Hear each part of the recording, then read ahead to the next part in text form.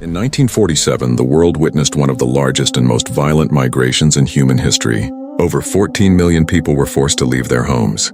Families were torn apart. Entire villages disappeared overnight. An estimated 1 million lives were lost, all because of a line drawn on a map. This is the story of the Partition of India, the division that created India and Pakistan. It was not just a political event, it was a human tragedy. Part 1. The British Empire in India. To understand the tragedy of 1947, we must first understand nearly 2 centuries of British rule. In 1858, after the Indian Rebellion of 1857, the British Crown officially took control of India, establishing what became known as the British Raj. India was the most valuable colony in the British Empire, often called the jewel in the crown. It provided raw materials, soldiers, taxes, and strategic power. But British rule was not neutral governance. It was structured around control. The British introduced modern railways, legal systems, and administrative reforms. But these were designed primarily to strengthen imperial authority.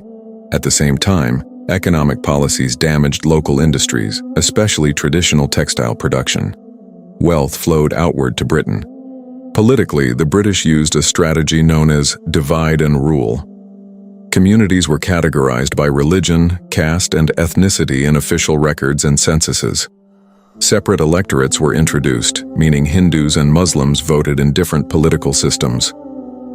For centuries, religious communities had lived side by side under empires like the Mughals. But British policies increasingly emphasized differences instead of unity. Slowly, identity became political, and politics became divided. Part 2. The Rise of Nationalism. By the early 20th century, British rule in India was no longer uncontested. A new generation of political leaders began demanding self-rule. In 1885, the Indian National Congress was formed, initially seeking greater Indian participation in governance. Over time, it evolved into a powerful independence movement. One of its most influential leaders was Mahatma Gandhi, who introduced a revolutionary strategy: nonviolent resistance. Through boycotts, civil disobedience, and mass mobilization, Gandhi transformed the independence struggle into a nationwide movement. Millions joined protests, strikes, and marches, demanding freedom from British rule. However, not all political leaders agreed on what an independent India should look like. The All India Muslim League, led by Muhammad Ali Jinnah, argued that Muslims needed political guarantees in any future government. Jinnah feared that in a democratic system based on majority rule, Muslims, who were a minority overall, could be politically marginalized. By 1940, the Muslim League formally called for the creation of a separate Muslim homeland, Pakistan. 2 powerful visions now stood side by side. One united India, one divided subcontinent. The path to independence was becoming more complicated and more dangerous. Part 3. World War II and the British exit. When World War II began in 1939, Britain declared India part of the war effort, without consulting Indian leaders. Over 2 million Indian soldiers would serve overseas, fighting in Europe, Africa, and Asia. India became a major base for Allied operations. But the war exposed deep tensions. In 1942, the Indian National Congress launched the Quit India movement, demanding immediate independence. British authorities responded with arrests and repression.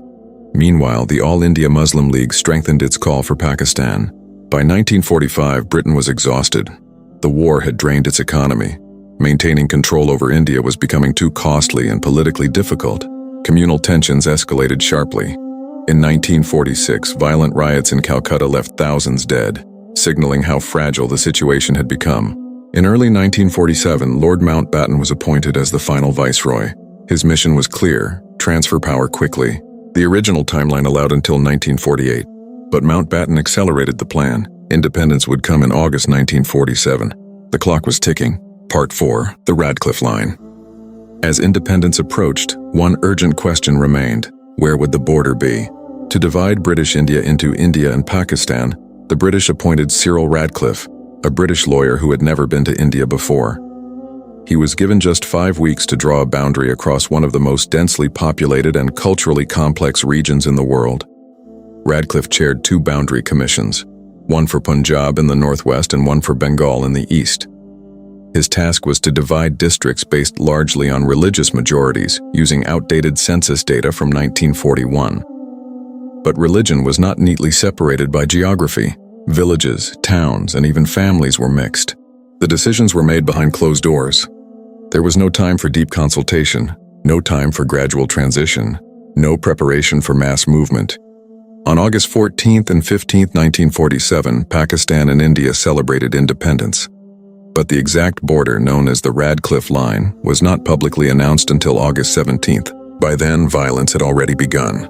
When the boundary was revealed, millions suddenly found themselves on the wrong side. Homes became foreign territory overnight, and fear spread faster than any official announcement. Part 5. The migration begins. When independence was declared in August 1947, celebration quickly turned into chaos. On August 14th, Pakistan was born. On August 15th, India became free. But as soon as the Radcliffe Line was announced, fear exploded into violence. In Punjab and Bengal, communities that had lived side by side for generations suddenly saw each other as enemies. Rumors spread rapidly of attacks, of massacres, of revenge. Armed groups formed, trains were stopped, villages were set on fire. What followed was one of the largest forced migrations in human history. An estimated 14 to 15 million people crossed the newly created borders in just months. Muslims fled from India into Pakistan. Hindus and Sikhs fled from Pakistan into India. Families traveled by foot, by bullock cart, and by overcrowded trains. Many carried only what they could hold in their hands.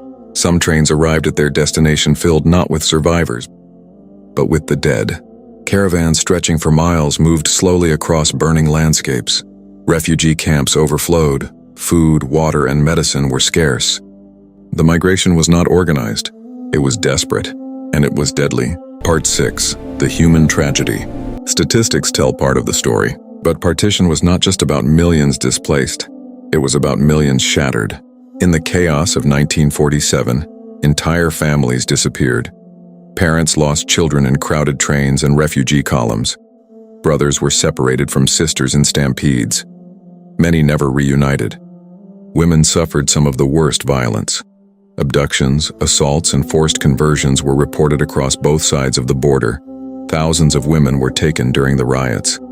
Later, both governments organized recovery missions to bring abducted women back. But for many, the trauma never ended. Villages that had stood for centuries were burned to the ground. Religious sites were attacked. Neighbors who once celebrated festivals together turned against one another in fear and anger. Refugee camps became cities of grief. Overcrowded tents, limited sanitation, outbreaks of disease, survival itself became a daily struggle. The estimated death toll ranges from several 100,000 to nearly 1 million people. But beyond the numbers lies something harder to measure. The silence at abandoned homes, the memories carried across borders, the stories passed down through generations. Partition was not only a political division, it was a wound that never fully healed. Final conclusion. In 1947, a line was drawn across a map, but it was also drawn across human lives. Over 14 million people moved. Up to 1 million died. Countless others carried trauma for a lifetime. It remains the largest forced migration in modern human history. Partition was born from political negotiation, fear, ambition, and urgency. It created two nations, but it also created one of the greatest humanitarian crises of the 20th century. History remembers dates and treaties, but it is people who carry the consequences. If this story moved you, if you believe history should be understood, not just remembered, then support the journey. Like this video, subscribe and turn on notifications, because here we explore the moments that shaped nations and changed humanity. This is the Forgotten Empire, and history still has many untold stories waiting to be revealed.